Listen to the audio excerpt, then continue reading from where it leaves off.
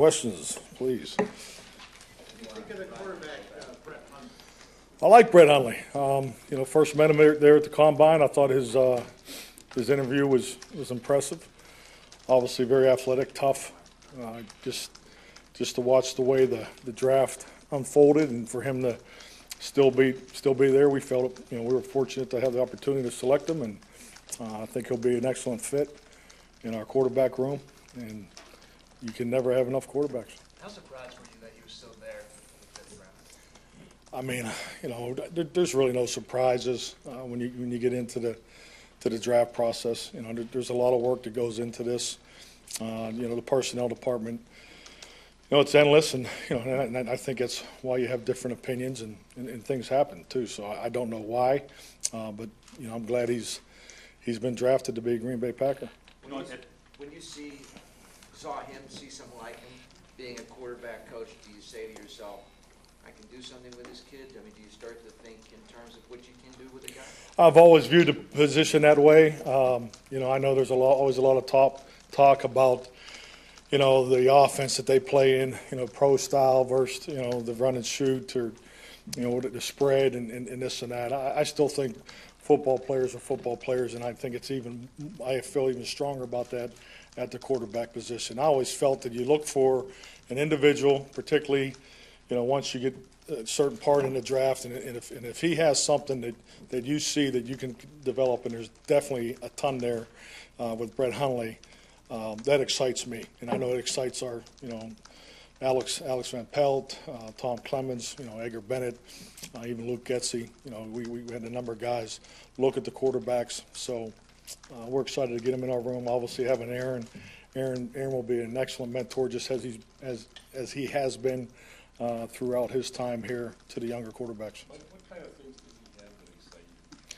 Well, athletic ability. I mean, when I look at players, first thing I look at is the things you can't teach. I think it's important to let's not forget. I mean, everyone wants to talk about X and O's, specifics, training, techniques, and the exactness of the game of football. But the reality of it is, it's a game where it's 11 on 11. Things happen, and the ability to play beyond the designed play, the 2.3 seconds that everything's designed to go a certain way, get into extended plays and things like that. I mean, Brett has a ton of that. So he's a tough guy. That stands out.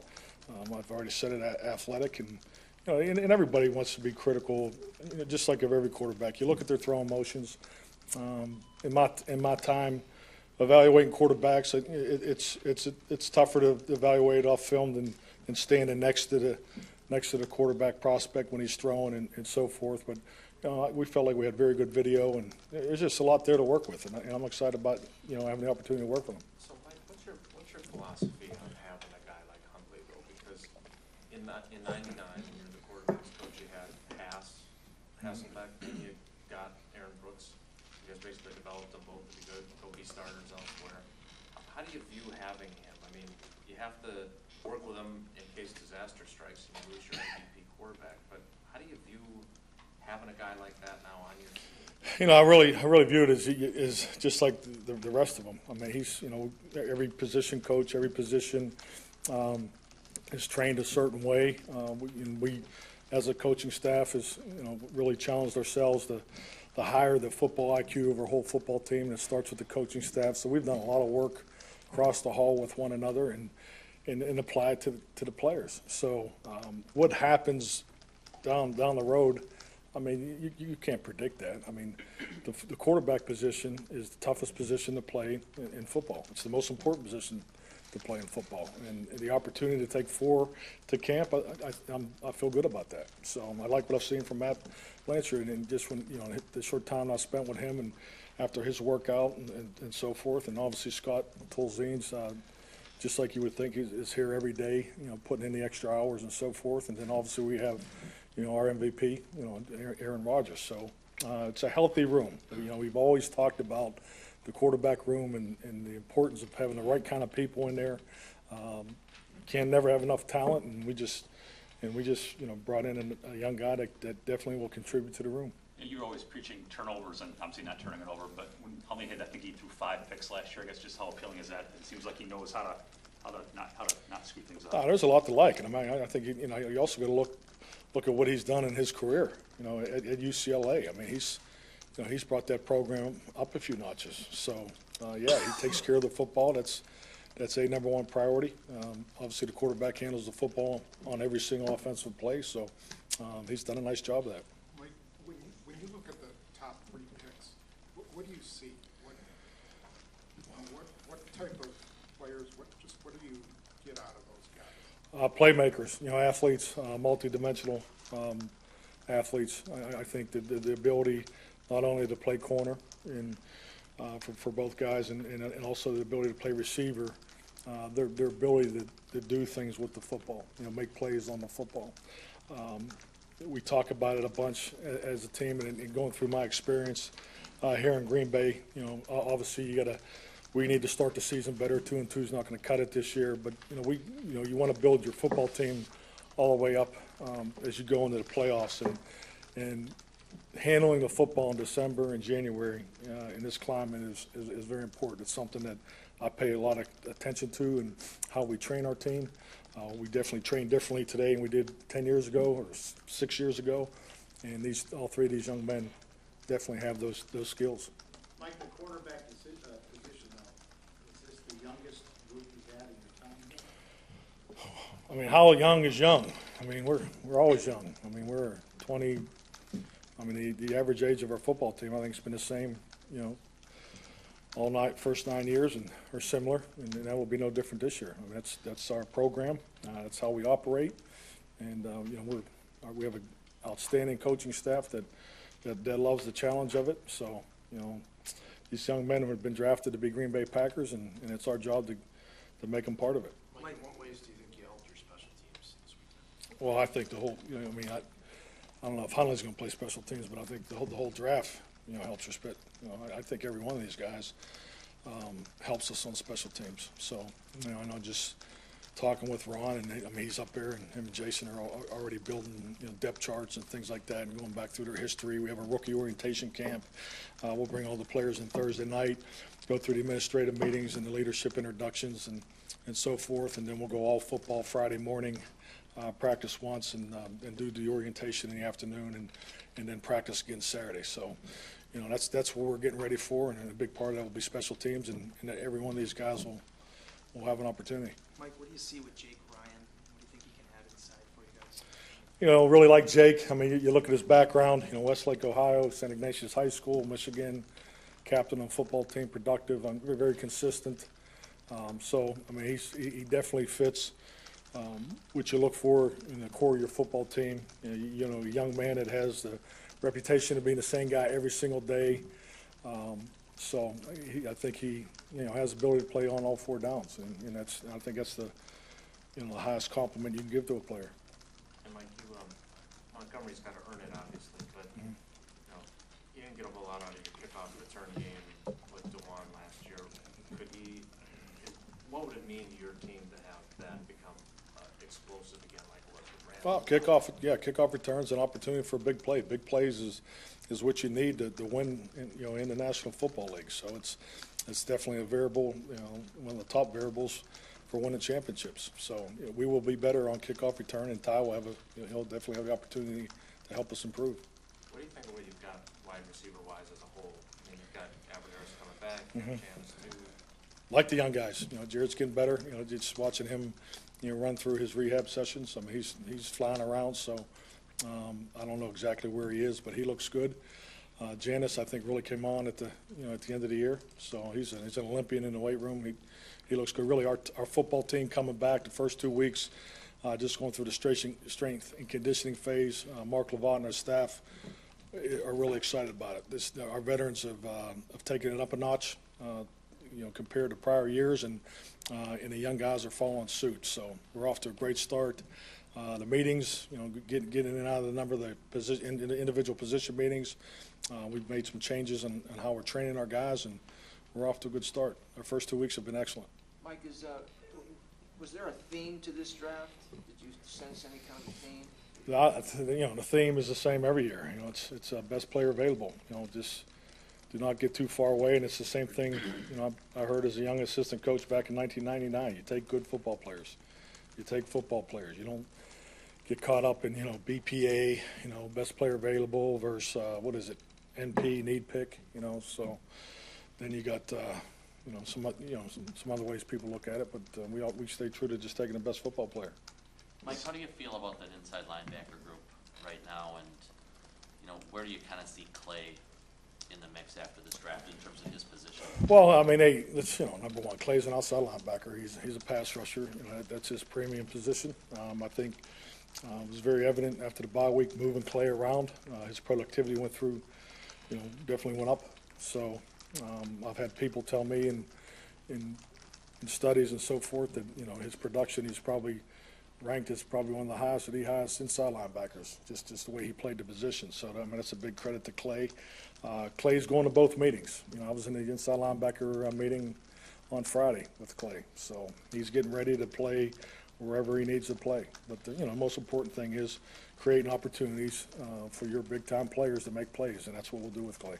Like you just said you were in the inside linebacker meeting. How's that going with having a little more flexibility to move around and go to different meetings and stuff like that? How's that working for you? Personally, it's invigorating. I love it. I mean, it's you know, to be around, you know, the specifics and in other areas that I haven't been involved in quite some time. So, I mean, you know, going in with the D-line, special teams, you know, inside linebackers so far. So, I'm really enjoying it. You know, with so many more tall receivers in the league every year, is there any concern that all your corners are 5'11"? They can jump. No, I'm not. I mean, it's all part of it. You look at it, and sometimes I think you got to look at the whole picture. You know, to me, it's time to throw the measurables out the window. I mean, especially the young men, you know, we've drafted. It's time to go play football. So, yeah, I don't buy into the fact that, you know, because you got a bunch of 6'5" receivers in your division, you got to go have a bunch of 6'2" corners. You know, our opponents, especially in our division opponents, will not dictate the way we, you know, build our football team. Like, speaking of the corners, you know, you took a guy who played a lot of basketball and only 1 year of football. You took a guy that was at safety for a while. Do you have a lot of faith in Joe Witt and what he's able to do as a coach, what he did with Sam? I mean, he's developed some guys that maybe came from some fairly. Joe Witt's excellent. I mean, he's done. I mean, his reputation and his, you know, what we've done here in the past with our young corners speaks for itself. So, I mean, the culture is set. You know, there's a blueprint there of taking young guys and getting them ready. It's really, you know, the format for our way we train our whole football team. Frankly, we train our whole football team the way I learned to train the quarterbacks, you know, from Paul Hackett in 1993. So, I mean, that'll never change. But yes, I mean, we have tremendous faith in Joe, and just the way he coaches the positions and his players respond and improve. That's the teach the youngest guy in the room thing. Well, we kind of changed it this year. You know, we changed it to we're challenging the oldest guy in the room. The young guys need to catch up. Mike, can you train Montgomery to be a running back? Sorry, Tom, I didn't Can hear. you train Montgomery to be an effective running back? Some teams, you know, looked at him as a running back. He said, I mean, we'll see. I mean, you know, Ty's you know, I mean, we'll get here, you know, Friday. I'm not really anticipating getting into any of that. I mean, he'll be trained as a receiver. Clearly, I mean, it's important for all of our receivers. It's you know, we train them all to play all 4 positions. That's vital to the way we want to play or the way we're going to play on Sundays. So, I mean, that's the first hurdle he's going to have to get over, the ability and obviously the understanding to play all 4 positions, obviously compete for return opportunity and kickoff and punt. But that'll be the starting point. And that's a big challenge. You know, with a guy like him, does that excite you? I mean, he's not just a receiver. I mean, it seems like he's got some flexibility, like Spoon said. You can Absolutely. I think anytime you have a 4-down player, it excites you. You know, the opportunity to find different ways to get as many different people that can make plays the ball. So, I mean, he's dynamic. I mean, you look the way what he does with the ball after the catch. I mean, it's so impressive. So, and it's strong. People bounce off him too. I know there's, you know, his weight, you know, went back and forth, but I mean, he's a powerful young man. I mean, especially for a receiver. I mean, he doesn't go down, very easily. So, and with that, being built a lot like a running back, I think that's what I personally favor in the return game. So, I think he's a heck of a young player, and I think we were fortunate to get him in the third round. Mike, what is, we haven't talked to you since you got LaTroy and BJ back. Mike Daniels was telling us how hungry BJ seems. What does that mean for your team to get both those guys back? It's awesome. It's that D-line room. That was with those guys Thursday. That's as good as it's been. Could be the best one we've had. BJ is dialed in. Mike Turgovac is, once again, we're pushing these guys from day one differently than we have in the past. We're not going back to zero and starting over. So we're really pushing the envelopes in our meetings. And BJ's a very, very smart football player. So I know he's excited to be back. And LaTroy's, he's been here for quite some time. And Mike Daniels, he doesn't go home. So the young guys need to pick it up, and they got some excellent leadership to follow. What are your impressions of the 3 guys in the 6th round? 3 guys in the 6th round? Well, we start with the last one. Is it Backman? Kennard, just seeing him on film. We brought him in here. Athletic, and I like the fact that he sticks his face in there too. So I think he definitely has the ability to play, both display, stand, and on the line. So we'll know more when we get back, or when he gets back here for the rookie orientation. So I was excited about him. A good phone conversation. He's excited. So I think he's a good fit. Christian, I think the thing that jumps out at you for Christian Ringo is the 11 sacks. He's I don't like to compare people because I think it's unfair, but there's Mike Daniels' name was thrown around, and that's obviously a comparison that you definitely would love to have as a young player. So another young man that was very excited on the phone. So I think Christian it'll be. I'm looking forward to seeing these guys Thursday night, and then Aaron. I think Aaron's an excellent fit, fullback, 4-core player on special teams. He pours it up in there, and I think having him and John Kuhn, and especially with John's experience, and Sam Gash, I think he's an excellent addition also. Mike, you mentioned 2 phone calls there. I don't know if you get to talk to every player, but do those phone calls stick with you? Oh, absolutely. Really, the phone calls stick with you more to when it's because it's your first impression. It's verbal, but then when you see the young man Thursday night. So yeah, it's they're all different. You hear disappointment, but then the reality of the fact that they're going to have an opportunity to play in Green Bay and things like that. Because I think this process is tough for these young men. The expectations are set very high.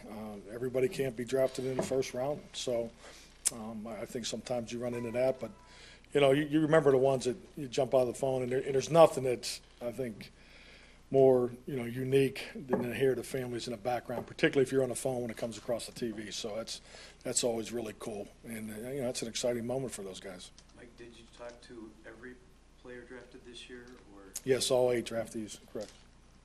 I know you mentioned Clay's an outside linebacker, so do you need Jake to come in and start right away, or at least sort of right away? There's been no starting positions assigned today, and they won't be tomorrow. So once again, I know, but do you need him to come in and just really take the bull by the horn, so to speak? There. Our team hasn't even, we haven't even set our 90-man roster yet. So we'll get them all here and compete, and the best players will play. And I think Jake will do a heck of a job. I think he's an excellent fit for the way we want to play, the responsibility, of our linebackers, particularly both in base and sub. I think he's a great fit for us. Mike, you mentioned Everderis. Have you been able to see anything from Barclay and Palumba, who are coming off ACLs? And is Jordy doing anything? Yes, they're all here. They're all working. Obviously it's a plan between the medical and the training room and the strength conditioning, but all 3 of those guys are here working and getting better. Hey, Mike, Ted was talking a little bit earlier about some of the stats you guys throw out with undrafted free agents, and especially the recruiting process that happens. Was that something you were always on board with when you got here? How has that evolved as far as how much production you've gotten out of those type of players? Well, I think it's like any assistant coach in the league. When you have an opportunity to coach the Packers, you agree to anything. So, he said, there's a chance we're going to be young. I didn't think we're going to be that young in 06 or 07, but It's our path. I mean, it's our plan. Draft and develop, we've been doing it since day one, and the statistics speak for themselves. So you have to have it. I mean, I think that when the personnel department and the coaching staff are on the same page, good things happen, and we've had that in place here for 10 years. Mike, this format you had the last couple of years between veterans and now for the workout, rookie orientation, that's your OTAs and your veterans boot camp. You like this format? You see any other changes from this year or good feedback from the players on how it's gone the last couple of years? Well, I'm done complaining about it. It's been 5 years, so I mean, yeah, I love it. So I'm used to it.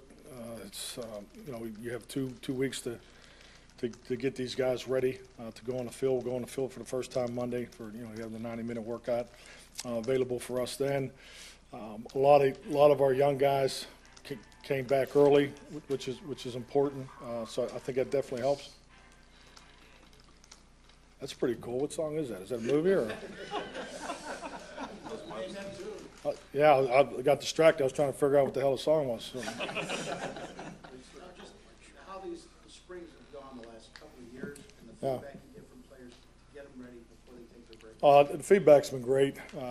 Clearly, the changes that we made in our program, and we made some adjustments again this year. So we're always trying to get better, and our availability was as high or the highest of our time here, and so that's really what you want. So, and frankly, anytime you do less on the field, players are happy about that. So that's a good thing for them. But you have to be creative.